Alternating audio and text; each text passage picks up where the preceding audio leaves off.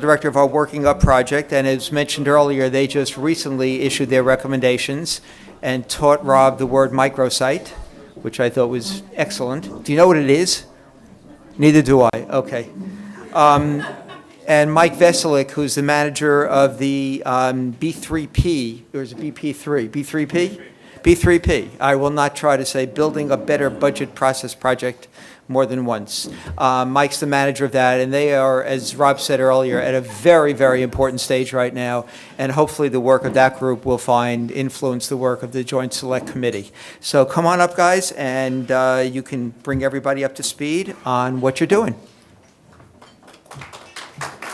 Thanks. Go.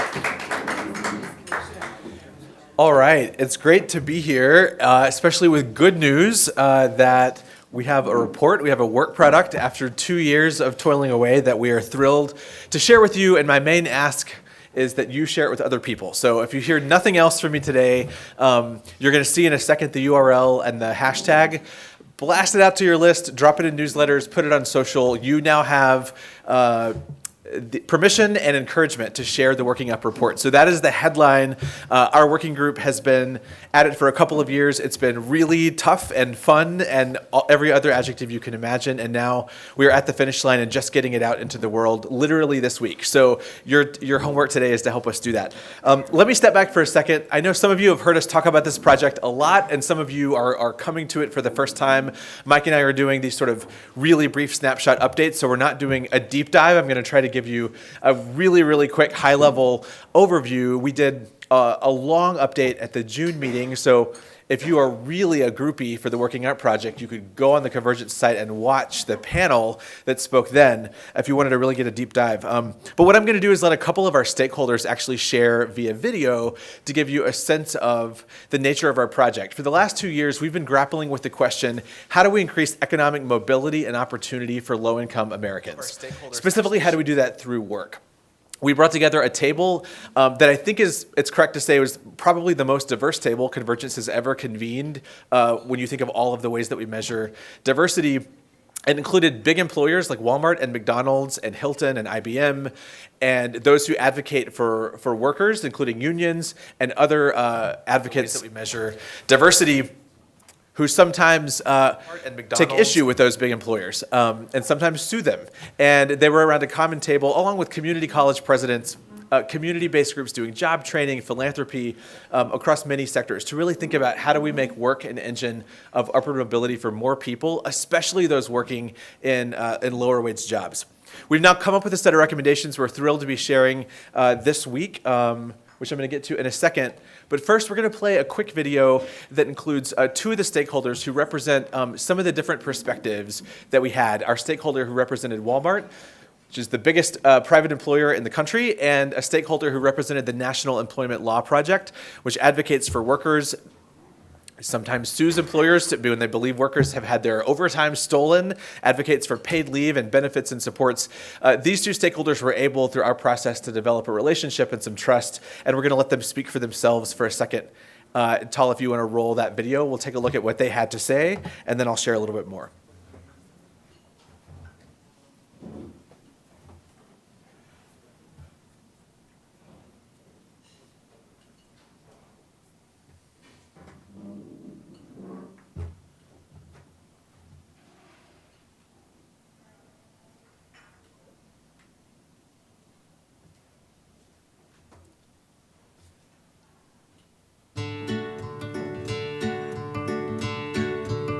I'm Judy Conti. I am the Government Affairs Director for the National Employment Law Project, and I've been part of the Working Up dialogue group through Convergence for the last 2 years.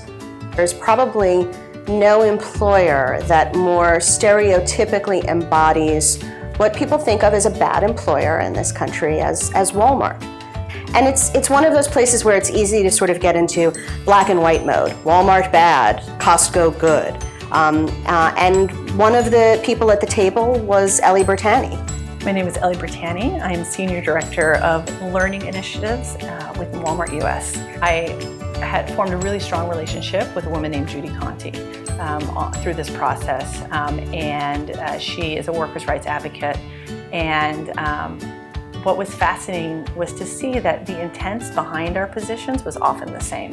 Very quickly, my skepticism about her and to some degree the practice of the corporation began to melt away as I engaged with her more and more as person and less as a representative of the Walmart Corporation.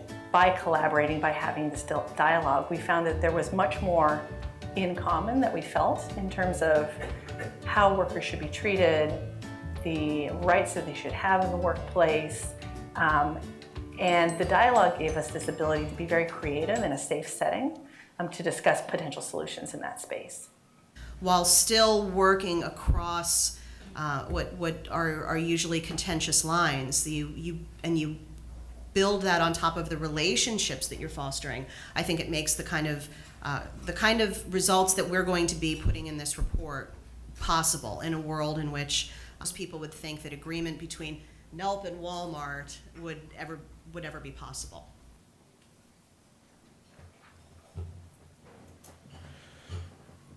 All right, so that's me presenting on stage at an event a month ago, promoting the report, which we're going to be doing a lot more of.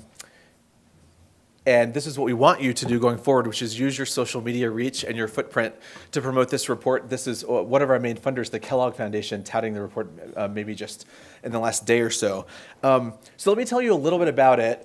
This is the URL where you can find it. I know we're going to have a break for lunch in a little bit and have more table discussion. You can also pull it up on your mobile device. During lunch, you'll obviously give your full attention to Mike, but when you're not listening to him, you can check it out. What we've done, we did not want to create a stagnant PDF. Those are great. There's a lot of those out there. We worked with a really talented design firm called Bittersweet Creative to build a site where the report lives in a more interactive, dynamic fashion. So we want you to go to this site and check it out. You can click around on the proposals and you can share it with #WorkingUp.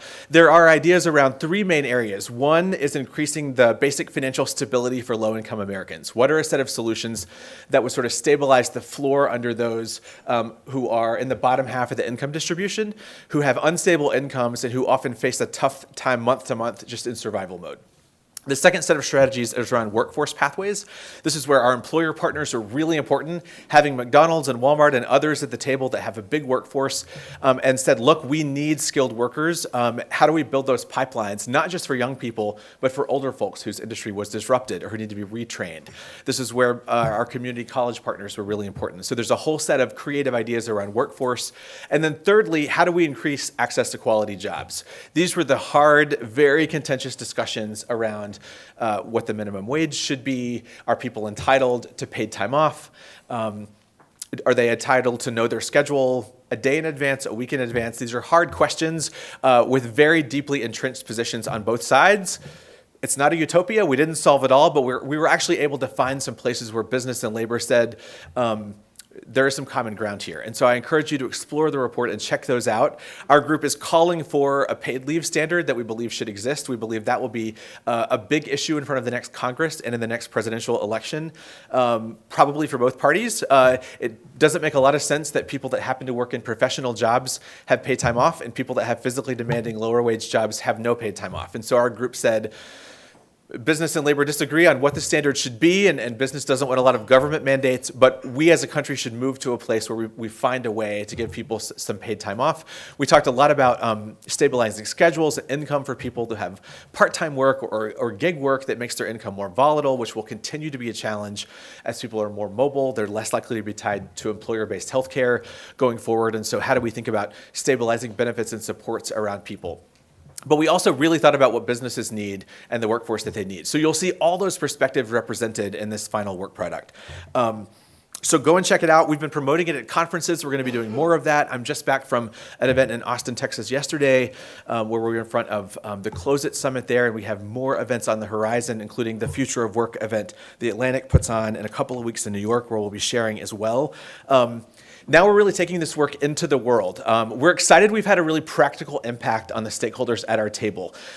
During the time that the dialogue's been going on, some of these employers have put forward practices consistent with our conversation where we know we've had an impact on them. There's a lot of things impacting big companies. We can't claim to be the only perspective, but we have dramatically moved the individuals at our table who are now advocating internally for an opportunity agenda for their workers. Walmart recently rolled out, as you probably saw, $1 a day college for all their associates. That's a really big deal. Many employees at Walmart, some of them have not finished high school, but many of them have not gone on to any higher ed.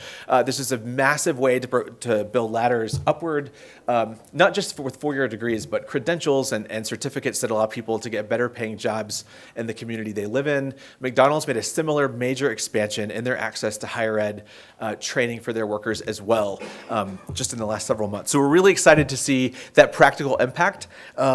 And we're going to be promoting these ideas and socializing them, including at an event at the Chamber of Commerce Rob and I are doing in a couple of weeks, really advocating for the fact that there are non-zero-sum solutions that are good for business and good for workers. We don't have to live in a world where we have to choose between one or the other, and we believe that going forward, that's going to be the best place for our dynamic economy to continue to grow, especially as the unemployment rate is now lower, and we have a lot of folks who are still in lower wage jobs. So I'm going to stop there. There's a lot more we could share. I know we're going to do questions in a minute, but my main message is, what do I want you guys to do? What's your homework? Share the report. Check it out, read it, click around, and share it through your networks. And if it's on social, please use the hashtag. I want to thank Talia Harris, the associate, has been with us, working with me on this project since the very beginning, and Kelsey Pierce, our awesome project assistant, who've both done a ton of work to get us here, as well as the comms team and others here on the Convergent staff as well. Thanks for hanging in, and thanks to all of you for your support the last couple of years. Now help us get the word out on not only the methodology, but the good ideas here. Thanks a lot.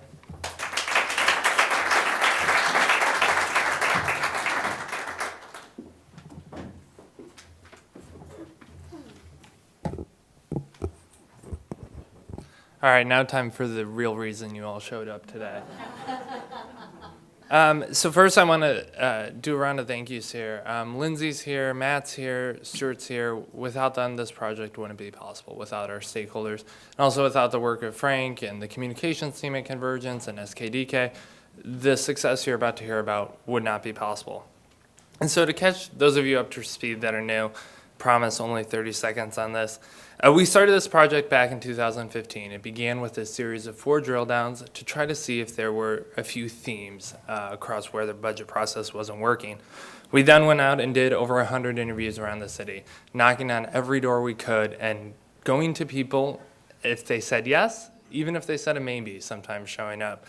And what we found interview after interview was a common refrain, that the process is broken.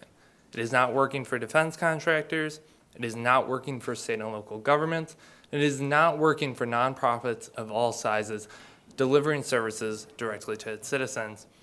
While there was consensus that it wasn't working, there wasn't a consensus on how to fix it. Healthcare companies wanted scoring to go differently. Discretionary programs were saying we got to reform mandatory programs. Mandatory programs said, do not touch my stuff. And so we had a dialogue. And as Amanda said, a lot of these people had heard from each other over and over again. It was an intractable issue. I think people have been complaining about the process since the 1974 Budget Act was signed and the ink was dry. So it's a 40-something year refrain on this.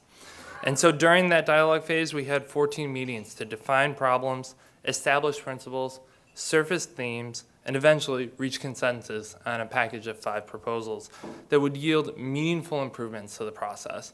Now, one of the things we heard going around the city was this wasn't big enough. You didn't blow it up and start from the rubble. And looking at it now and looking at the people around the table, and as we've gone around and educated more and more people about this, they say, oh, this could change things. It may not be big and tear it all down and start from scratch, but it could really change things. And in February, we released those ideas to the public at an event hosted by the Committee for a Responsible Federal Budget, and it was also televised on C-SPAN. So upon release of the report, we moved into the action phase, the convergence, the dialogue leading into action. At our last LC meeting, we were telling you all about how Matt and Emily Halubowicz from the Coalition for Health Funding testified before the Joint Select Committee. That was only the start of this summer of success. As a result of Matt and Emily's testimony, we were invited by Congressman Derek Kilmer, along with the co-chair of the bipartisan working group, Congressman Jim Renacci, to share those ideas with a bipartisan caucus in the House. We had 17 members show up, both sides of the aisle, a lot of new members, a lot of younger members, and they were impressed. They were impressed with the ideas, and they were impressed with the coalition around the table. Later that same week, we went to a briefing hosted by the R Street Institute's Legislative Branch Capacity Working Group, where Lindsay, along with her fellow colleagues Pete Stepp and Carlos Fuentes, Pete Stepp from the National Taxpayers Union and Carlos from the Veterans and Foreign Wards, shared those ideas with more staff and more experts on Congress, again, educating them that this type of agreement is possible, as well as these ideas are doable and are meaningful and can actually improve the process. And the final panel that we did this summer was hosted by the Coalition for Health Funding, which is Emily Hlubowicz's organization. It's 90 public health groups representing, I believe it's something between 90 and 100 million different individuals and patient groups, et cetera, or patients. And so that was with the help from Sarah Chain from Research America, Rachel Merck, our first focus. You'll see Matt's shining face on that picture as well. And I got to share that. Again, there was people were impressed by not only the groups at the table, but also the ideas they came up with. Our next goal is to go door to door. So if you see us in your neighborhood and we knock on the door, be very kind. But the involvement of all these people and the involvement of the people across these panels really is a testament to why it's so important to build these relationships up front. People time and again keep coming back with us. In addition to those panels, we've also met or engaged with over 50 offices around Capitol Hill. Some of those are member meetings, some of those are staffs, some of those are in big briefings, some are in small, intimate, one-on-one conversations. We've even found interest in budget process beyond the halls of Congress, believe it or not. In August, we shared our work on the television program Government Matters. The program's main audience is the federal government's leadership and civil service workforce.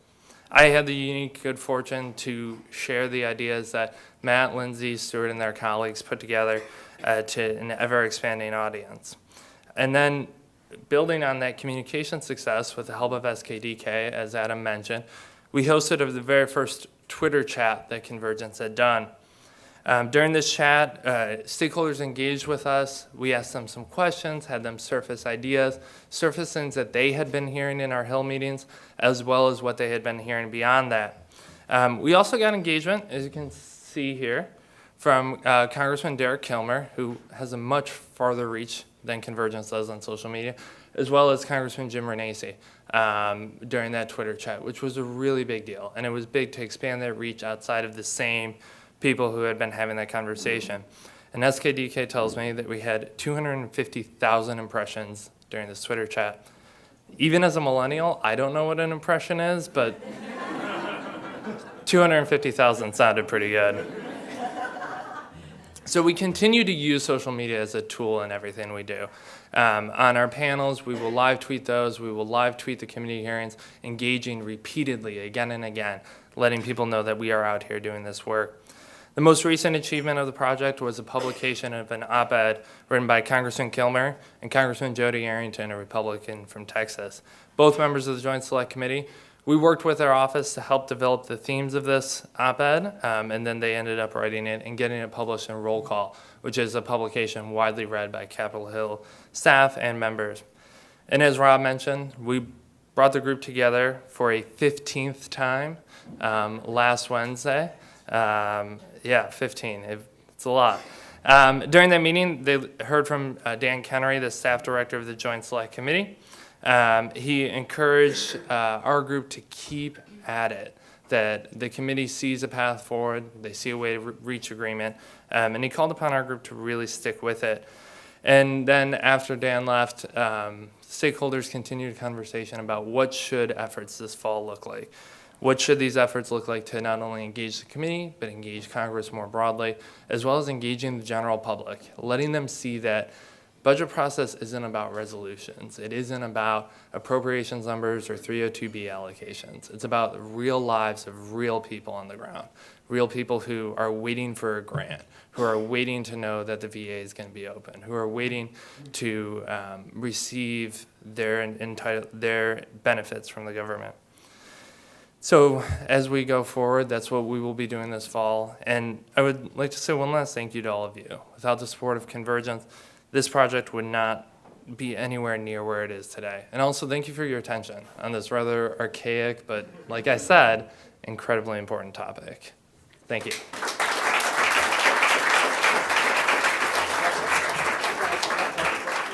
Okay, we've got time for a couple of questions, and again, both Mike and Russell will be overseeing a table conversation at lunch for those of you who want to really delve much more deeply into this.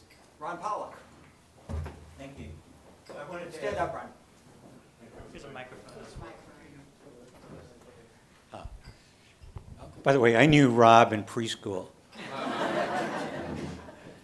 I wanted to ask Russ a question.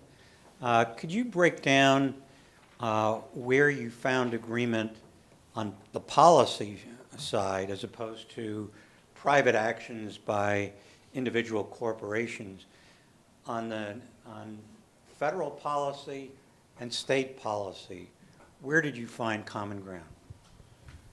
Sure, thanks. Well, it's always good to have a legend in the room, Ron Pollock. It's awesome that you're here.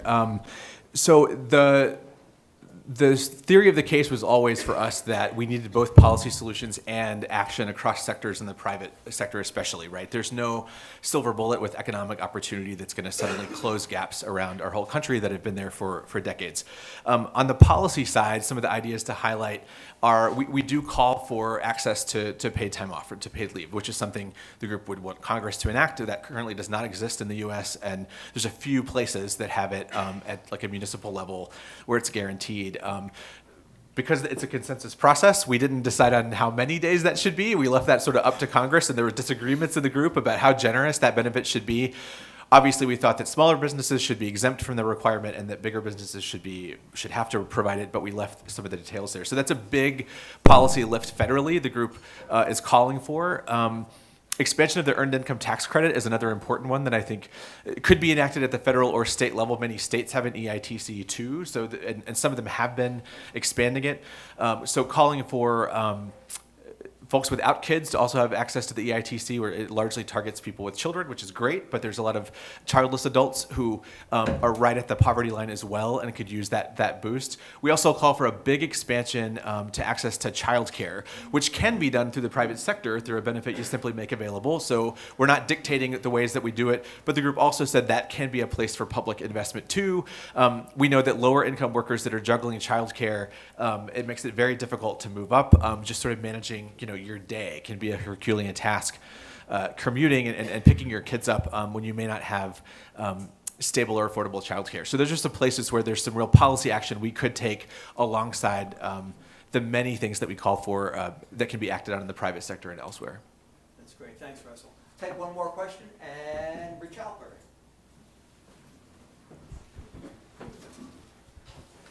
Hi, Russell. So it sounds like the mode of dissemination is primarily conferences and speeches. Hopefully it's not only by Convergence, but are members of the stakeholder group also out actively disseminating? And secondly, I didn't hear much discussion of state and local stakeholders or solutions that affect them and that they have to implement. So can you address those two things? Sure, yeah. So we want everybody to help us promote the report. That includes the people that were at our table and folks who were not at our table, if they're in our larger orbit. So the individual stakeholders are doing that in their own spheres of influence. For example, Lanhee Chen is a prominent sort of center-right commentator who was Mitt Romney's policy director in 2012. He's on cable news all the time. He's going to be helping us get the word out. We're drafting up, working with Adam Seaman op-ed. We're going to try to get placed to try to drive the conversation that will be co-signed by kind of a couple of interesting stakeholders that sort of come at these issues from different places. So we're going to do some things at a big level on comms. As far as community initiatives, there's a lot of ideas in the report that don't have to be implemented nationally. The nature of the table, we had folks from outside, about half the stakeholders were from outside Washington. So that included community-based organizations that really are living and breathing the work, that work closely with low-income Americans. It was very important to us to have that lived experience in the room. We did listening sessions with people facing barriers to opportunity as well. There was a community college president in the room who is actively building employer partnerships every day. in Western New York. So there's a lot of things that can be done locally. I'll give you one quick example. This is a new initiative that we're hoping to help get off the ground. Our stakeholder from McDonald's had an idea that made it into the report.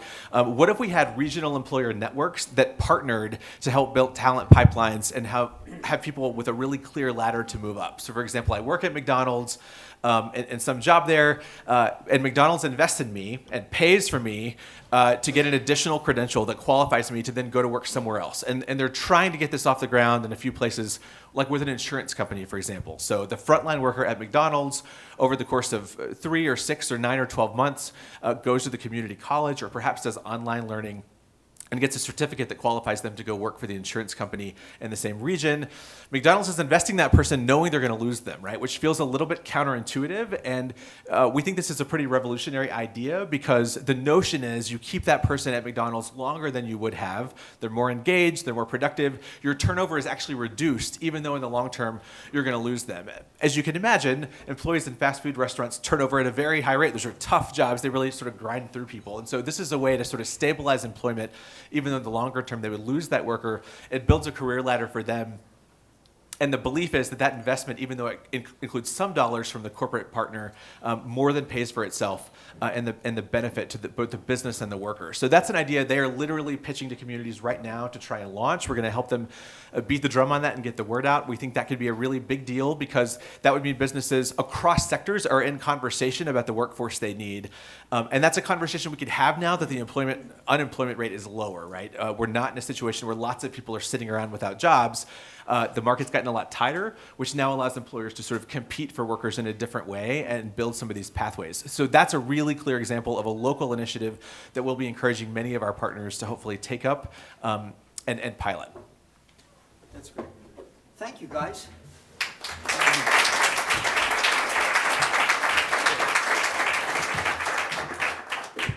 Yeah, just building for a second on what Russell was just talking about. I don't know if you've seen the McDonald's ads. They now have ads that basically say, we want to provide you with the best first job experience you can have, which implies we know you're not going to be staying here for long, and that's okay. So this is all part of that initiative, I think. Okay.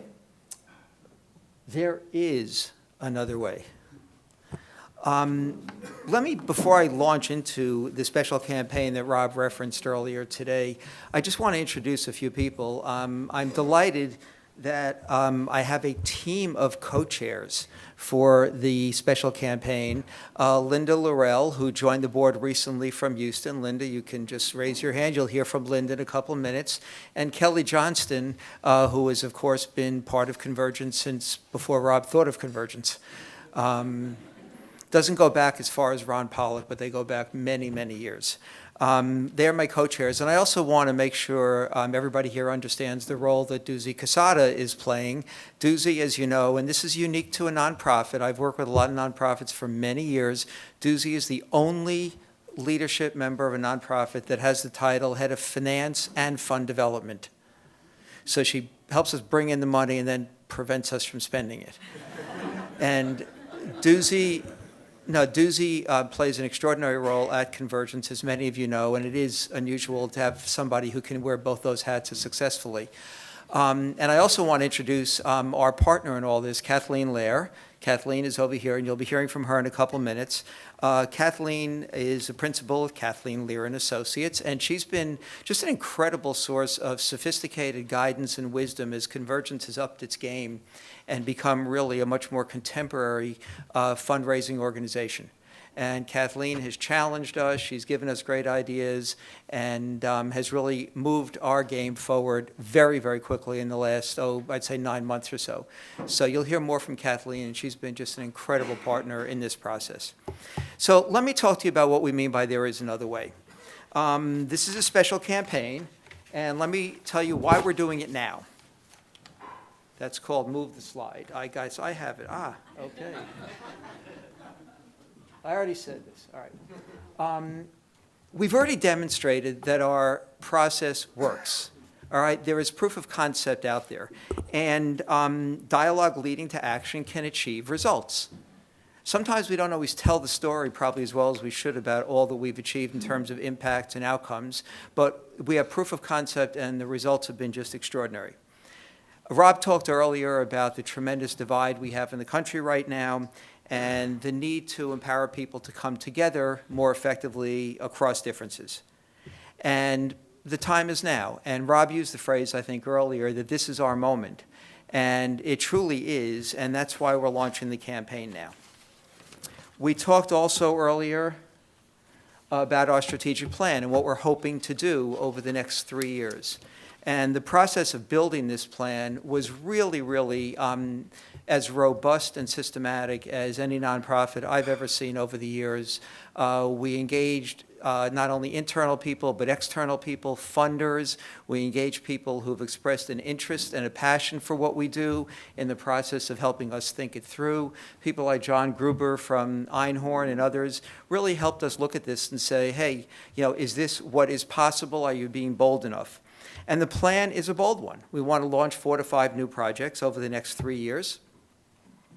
Rob referenced the training and consulting arm. This is all part of our opportunity, of our effort to get out there much more widely understood and appreciated the value of collaborative problem-solving techniques in a broader set of communities than we're now in right now. You heard earlier from Adam about the communications work we're doing, and Susan Jerrison, of course, has been leading that effort.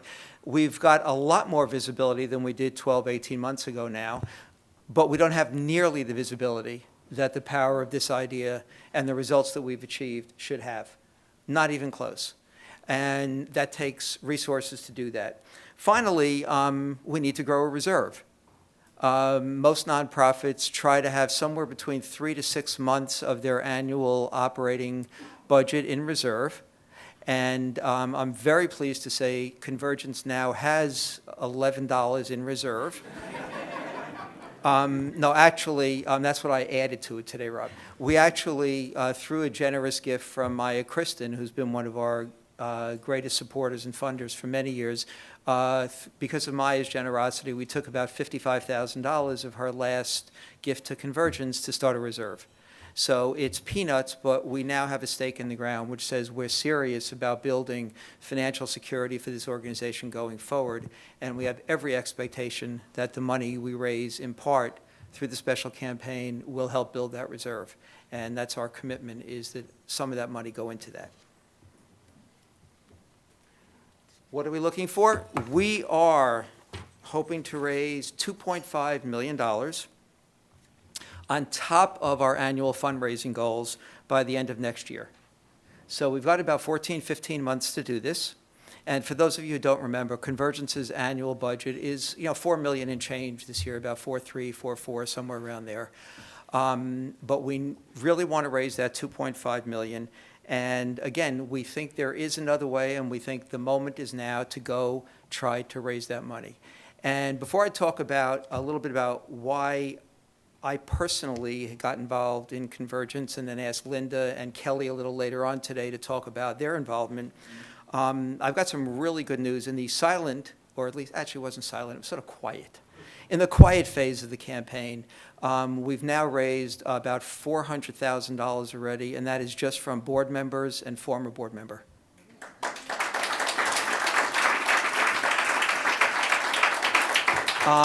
Which is a pretty good start. When Kathleen said to us, you should really go out there and try to target about $500,000 in the quiet phase, we looked at her, we giggled, we spit food out of our mouths, and then we said, sure.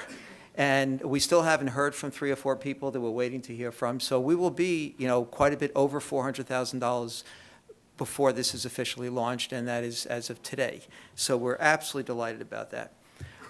So let me just take a minute. Rob and Doozy asked Linda, Kelly, and myself to just talk about why this matters so much to us. And I got involved in Convergence about 8 years ago.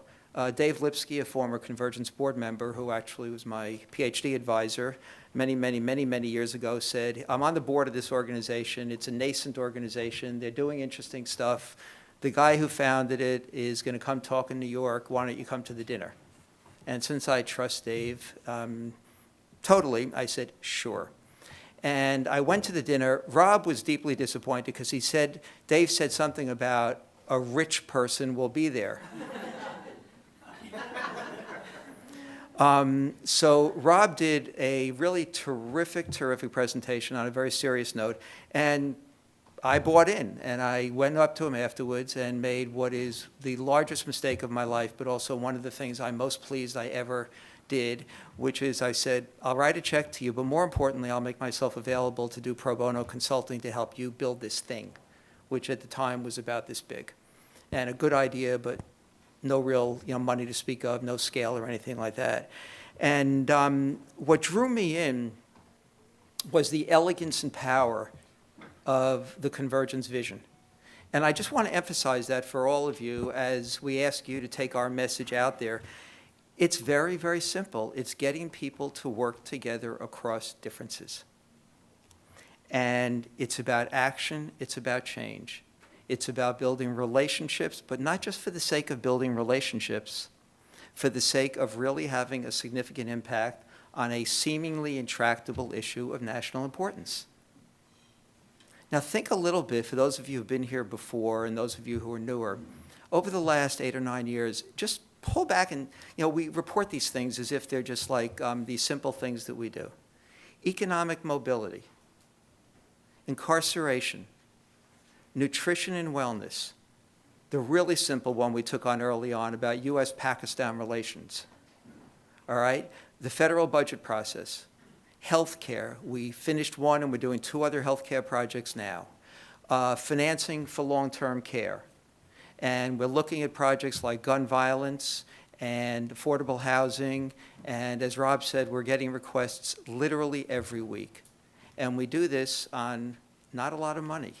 Think about the scale of those projects, but we are a leverage organization. We count on our stakeholders, we count on our supporters to make this happen. We don't do the implementation. Our stakeholders are there to do that. So we can run very lean, but we still need resources.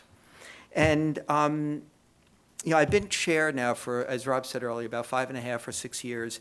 And the best way for me to illustrate why this campaign matters so much and is so important right now to this organization, and it is incredibly important to us. I want you to imagine that Convergence disappears tonight. It's gone, okay? The projects you heard about didn't quite get them to completion. Convergence is gone because we couldn't raise the resources we need to launch new projects, complete existing projects, get the word out there about what we do and so on, and build a reserve. What would be lost? Let me hear from some of you. What would be lost if we went away? For the country, for communities, for individuals? Let me hear from a few of you. And I know all of your names. What would we lose? Go ahead, Kathy. Hope. We'd lose some hope. Yes. Okay. Hope that what? That these intractable problems are in fact solved. That People. progress can be made one bite of the elephant donkey at a time. Exactly. Okay. What else? Hillary? Opportunity for change. Opportunity for change. Okay. Excellent. What else would we lose? Yeah, Rick? It just seems like this is the only template that I've come across to actually work this changes out, as you put it, across differences. And if you toss that away, then it's got to start all over again. Yep. Magically by some other offshoot of Rob, who's on the subway right now meeting people. Well, actually, that's why Rachel is here, Rob's daughter. So we have generational continuity here, which is really good. Matt? Say community. Community. Expand on that just a little. A community that sees that hope, that is willing to make that change, put effort, and leverage this organization. Excellent. Rebuild the community. By the way, some of you may have noticed, Matt, as you saw, was a stakeholder in the budget process. He actually has a job other than appearing in Convergence videos and pictures. I just wanted to reassure people, Matt, that this is not just all that you do. Lara? A neutral actor. Say it again, in neutral? A neutral actor that does not take sides. Okay. So anybody else? What else might be lost? I mean, these are really big things. These are important. One final one. Rachel? All the progress we've already made. All the progress we've made. That is so on the mark. A lot has been accomplished already, and the campaign now, and it's a fairly aggressive campaign for an organization our size, is absolutely essential to allowing us to continue to do this work. We are not a financially secure organization yet. What we are is a financially fairly stable organization, which we couldn't say 4 or 5 years ago. Huge difference between the two. We need financial security to continue to do this work for many, many more years and address some of the problems that Rob raised that we've been approached about. Let me hand it off now to my co-chair, Linda Laurel, who just flew in from Houston. I'm just glad the flight was on time. Linda is one of our 2 newest Convergence board members. She will be at her first board meeting tomorrow. And I should mention also that we've elected another new board member just last week, Neil Bradley, Executive Vice President of the Chamber of Commerce, who also has been a stakeholder in some of our projects. So you'll get a perspective now from someone who's kind of new at this. Linda. Hello, it's so wonderful to be here again. I was asked to share how I got involved in Convergence and why I jumped in with both feet, actually my whole body, the day that I met Rob. I guess, was it 2-3 years ago, Doozy, when you guys first came to Houston? 2 years ago. I was invited to attend a small gathering where Rob and Doozy and others from the organization were in Houston to talk about Convergence. And they were just beginning to go outside of DC, different cities around the country, and talk about the great work that is being done. And I was invited by a friend. And as soon as I sat there and heard what the vision is and what kinds of work had already been accomplished, I was hooked. And I started thinking about, and then I sat next to Rob at dinner that night. He couldn't get rid of me. And I said, okay, so I need to introduce you to this person. And do you know about the prison entrepreneurship program in Houston? Because they really need to connect with what you guys are doing on incarceration. And my brain was literally spinning in multiple directions. And the reason that this was so resonant with me is that, like so many of you and so many of us around the country, after the election in 2016 and the divide that became so blatantly in our faces, I was distraught. And I thought, okay, what can I do? This is not a time when anybody can sit on the couch and just wish for something better to happen. We all have to go out and do something to make it happen. And so I was talking to my husband, I was talking to friends, I was meditating and just trying to figure out what I could do, how I could use my skills and my talents to help bridge people together, help bring people together. By profession, I'm a journalist. I was a news anchor at the NBC affiliate in Houston for many years. I'm also the founder of an education nonprofit that is right in line with what Russ was just talking about in Working Up, and I will go into that later. So I'm very vested in the community. I'm vested in young people. I'm vested in this country, which I love with all of my being, and I can't stand to see it being torn apart like this. So when I heard about the work of Convergence, I was hooked. And they recognized it, invited me to a leadership council meeting. I came.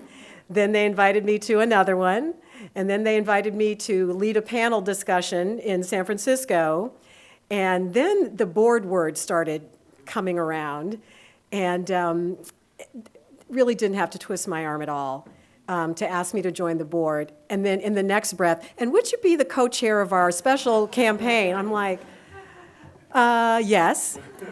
So I literally resigned from 2 or 3 boards in Houston. I'm very active and involved in the community there beyond my own nonprofit. And so I literally resigned from some other boards so that I could spend more time devoted to this, because I don't think there's anything more important than this. I mean, this is about who we are as a country, as a people. It's about the fabric of our democracy. I know so many people in Houston who are working within their own small groups and trying to figure out how to have the kind of conversations that Convergence has figured out how to have. And so I know there are people who are hungry for this information. They're hungry for a process that works. And to be involved in an organization that is able to articulate that and get it out to the masses, I can't think of anything that would be a better use of my time. So that's why I'm here. And I'm delighted to be on the board, delighted to be co-chairing the campaign, and let's do it. Let's do it.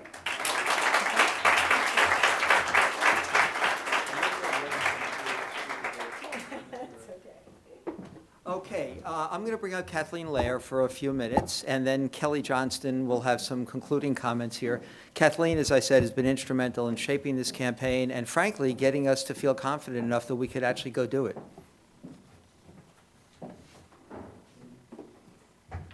Thank you, Rich, and thank you all. I stood up here this time last year with an assessment of Convergence's fundraising that you are totally under capacity of what your potential is. So here, we have a challenge to raise $2.5 million, and actually so much more is possible. But $2.5 million is the right number for you all at this point where you are. And this is not a campaign of $100 billion or $100 million, and we only need the top high capacity. This is a campaign for everyone to give at their levels. One of the reasons I think we've been able to accelerate fundraising at Convergence is that we use the model that is at the table of all these great programs also in our work and fundraising, i.e. we put you in the conversations, we put you in the practices. It's behavior that makes change, not just presentations and knowing information. So for the next 5 minutes, we're going to put you at the table where you are in practice. These 2 questions we want you to take inside yourself. You've heard about the strategic plan. It's also in your folder, and I'll put those back up. And you will be helping both decide for yourselves and your own families how you will support Convergence in this campaign. And then you'll also be pivoting across the next year to be able to help get others to join us in this campaign. So the first question is, what is most compelling to you in the campaign? And we'll put back up the 4 points of the strategic plan in a minute, but also might be something else that's compelling, that's allowing you to say, yes, I want to give, as Linda said, my whole self into Convergence. The second one is, what do you want to learn more about? The campaign is just kicking off, and we absolutely need to hear from you about how it can be more clear, what more information you need to be successful. So I think, there we go. So now turn to the tables, and just in 5 minutes, just share your answers to these questions. Just quickly go around.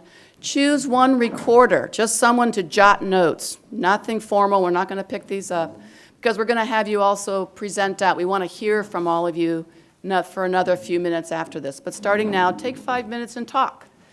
Own the campaign. What's compelling, and what do you need?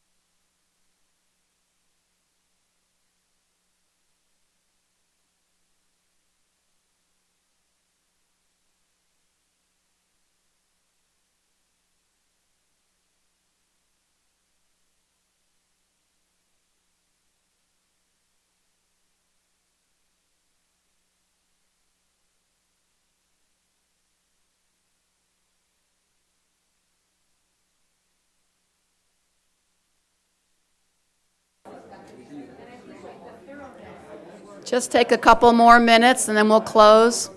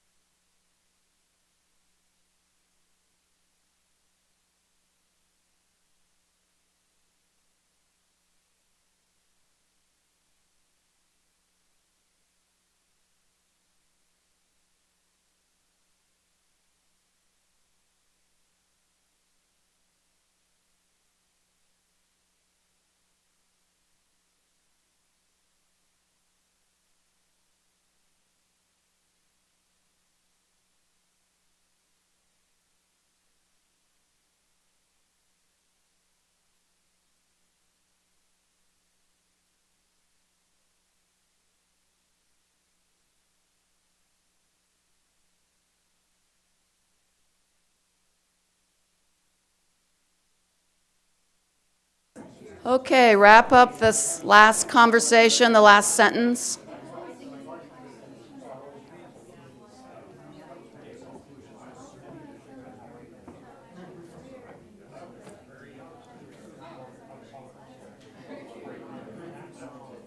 Okay, let's bring this to a close.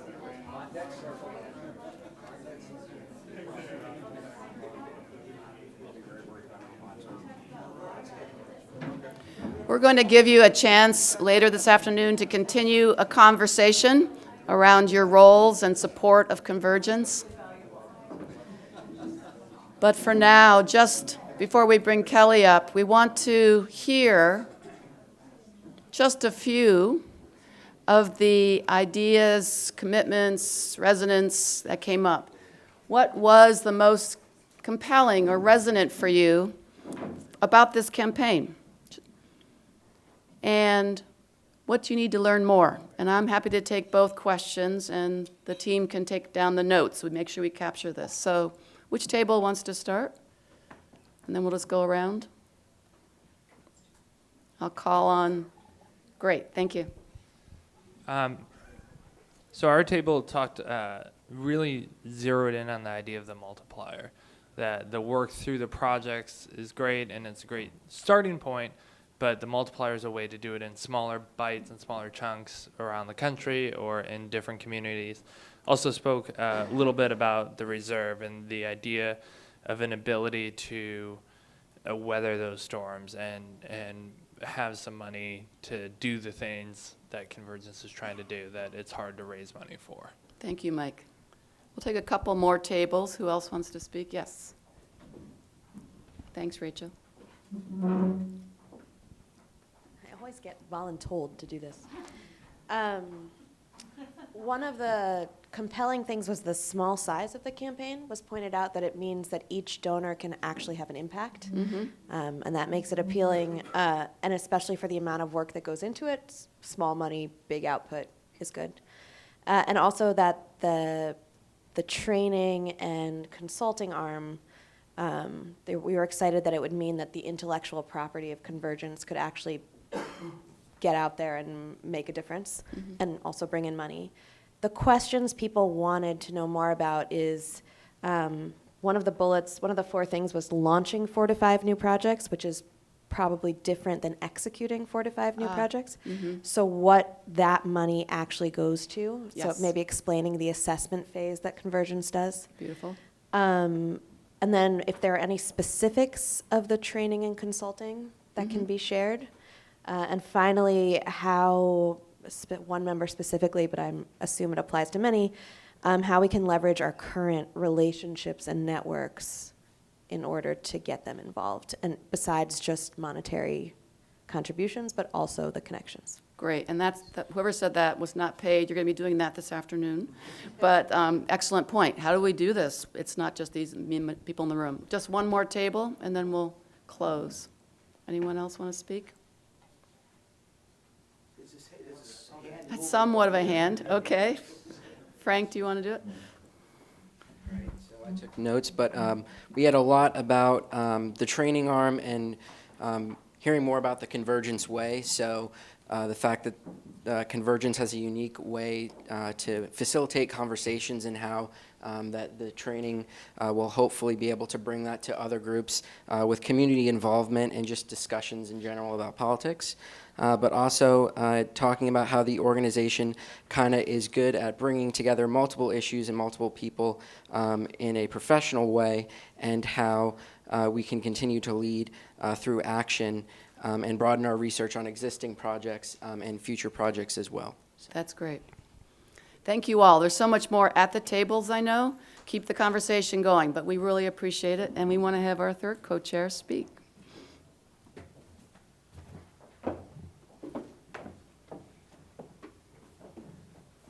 Well, good afternoon. I'm Kelly Johnston, and I have the privilege of having been an original board member of Convergence, so I am not new at all. And I will tell you, though, that this, for me, is a bit of a conversion process, because for close to 2 decades, 20 years, before I met Rob in 1995, I was actually a combatant. I'd worked in 35 campaigns in 25 states for GOP candidates, came to Capitol Hill as an advocate whose mission was not to solve problems, but to win. And took a alleged debate with more of a civil conversation with Rob we were in different roles at the time on Capitol Hill. He wasn't on Capitol Hill, I was, and realizing that there was a different way. There was another approach in actually solving problems what this is supposed to be about. So that's what's excited me about Convergence from day one. What excites me about this campaign is what I learned this week reading a David Brooks column in the New York Times. I know how many of you all saw it. It's a report called Hidden Tribes. Have you all seen the report by chance? If not, I encourage you to go there. hiddentribes.us on the web, and it's an interesting report, a survey of 8,000 people across the United States, including about 6 different focus groups, where they actually tried to figure out, where is all this tribalism coming from that we're experiencing? There's bad news and there's good news. The bad news is if you look at the fringes of it, for the, quote, progressive activists who are about 8% of the population, your devoted conservatives who are about 6% of the population, the bad news is those people have almost nothing in common, and it's a bit of a challenge. They happen to be largely pretty wealthy, pretty white, and they have lots of time to do battle, and they do. So that's a bit of a target audience there, and a real challenge for us in finding ways to kind of bridge some of those very extreme divides. If you read the report, you'll see how extreme those divides really are. But the good news is there's a 61% of the people who are part of the exhausted majority, their words, that are ready for some serious solutions. So we have very fertile ground. This is a good start. Now, $2.5 million may seem daunting. It seems daunting to me. I'm not a wealthy person.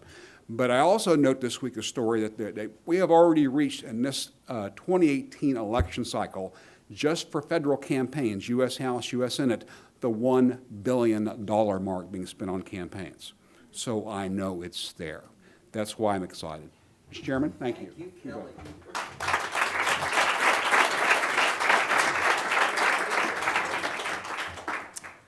Okay, you've earned lunch. By the way, this is all kind of a cone of silence here. The secret sauce is soy. With not a lot of salt, by the way, but it is soy. Okay, we are going to break for lunch now. Couple things.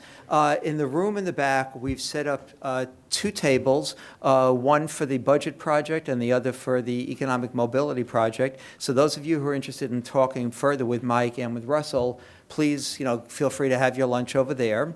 We've also got a table in the back here, right there, table 8, I think it is, which is going to be a healthcare table for those of you who want to ruin your appetite discussing healthcare. No, for those of you who want to talk with Karen and Amanda about just the unbelievable complexity around the issues these tables are dealing with, which is just extraordinary, the work that they're doing. That'll be a table over there. And everybody else is encouraged to move around. Find some new people to sit with, take your stuff with you, and get to know some new people over the course of the afternoon. Lunch is all set up in the back. We actually are on time, and after lunch, we're going to spend a good part of the afternoon learning a lot more about the Reentry Ready project with Stephanie. So go, please, help yourselves.